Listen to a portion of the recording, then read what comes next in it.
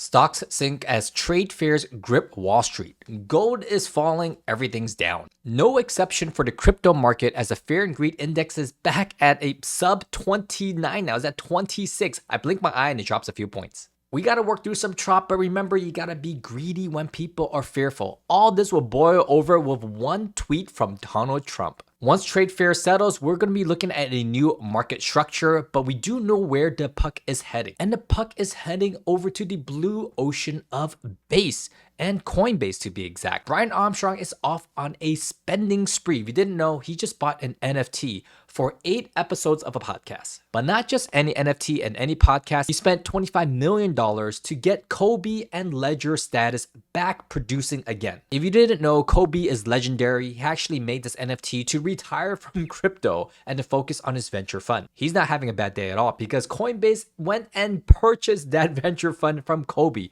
It was called Echo.xyz. He sold it for a whopping $375 million, rounding his total to $400 million in the last 2 days. Congrats to you, Kobe. More importantly, why is Coinbase spending all his money now? Especially when it just potentially announced a Base token. All eyes on you, Base, launching a token in 2026. Let's go. If you didn't know, the #1 exchange in the world, Binance, has a network token valued at 148 billion market cap.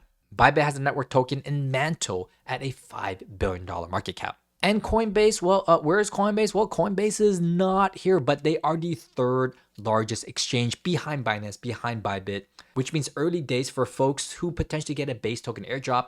Airdrops are a must. If not, people will crucify Brian Armstrong. More on that later. What's exciting now is you can't really read it in Chinese, nor can I, which is ridiculous because I am Chinese. But what it does say is that Hong Kong is the first to approve a Solana ETF, which doesn't mean much today because markets are down, but in the overall spectrum of things, let's go Solana. Sticking on the Solana chain, did you know Jupe integrated Cauchy with the Jupe DEX? Yes, it's very sleek. I just tried it. One of the first predictions you can make, F1 racing. I actually think Max Verstappen could make a run for the cup here overall. So not financial advice, but now you can make predictions on Jupe, which is an on-chain activity for a potential Cauchy airdrop if they ever do one. Wink, because you know Polymarket's going to do one and Cauchy wants in on this game. If you haven't heard about prediction markets, you must be sleeping underneath a rock because everyone's trying to get in. DraftKings just acquired Railbird to get in. They'll probably try to backdoor into the crypto world, but we remember you guys, you tried to do something with the NFT world and completely rugged everyone. Just more and more news on prediction markets. NHL has reached a deal with Cauchy and Polymarket. Pretty soon, everyone's going to be predicting and hedging their bets. So definitely huge momentum over there. I think it's going to be bigger than the meme coin market. And it's not even the end of the year yet. But meme coins are not dead as Mantle and Bybit collaborated to create Printer. Yes, you get to print money out of thin air.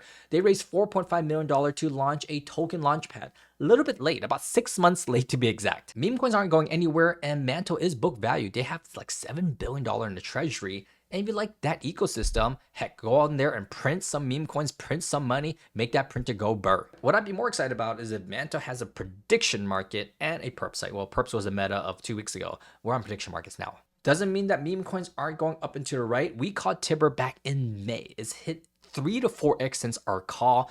And another base meme coin that we caught made close to a 50% up just in a few weeks also. So if you want in on that, click on the link down below. We tell our private community what we're buying and selling on the daily. But subscribe and follow along as we have 3 market updates for you weekly and amazing podcast guests. Stay safe out there, guys. We'll see you guys next time.